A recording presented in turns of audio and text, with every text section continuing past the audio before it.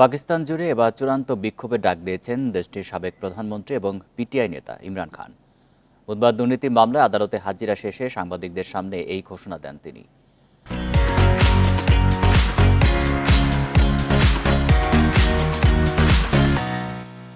চলতি মাসের ২৪ তারিখে এই বিক্ষোভ হবে। এই কর্মসূচিতে দেশ বিদেশের সব পাকিস্তানিকে ঐক্যবদ্ধভাবে অংশ নেওয়ার আহ্বান জানান ইমরান। তিনি বলেন, জনগণের ভোটাধিকার হরণ, অন্যায়ভাবে আটক, সংবিধানের ২৬তম সংশোধনী পাশের মাধ্যমে দেশে একনায়কতান্ত্রিক শাসন আরও শক্তিশালী হয়েছে। বিক্ষোভের মূল লক্ষ্য হিসেবে ভোটাধিকার পুনঃপ্রতিষ্ঠা এবং দলে আটককৃত সদস্যদের মুক্তি নিশ্চিত করার কথা বলা হয়েছে।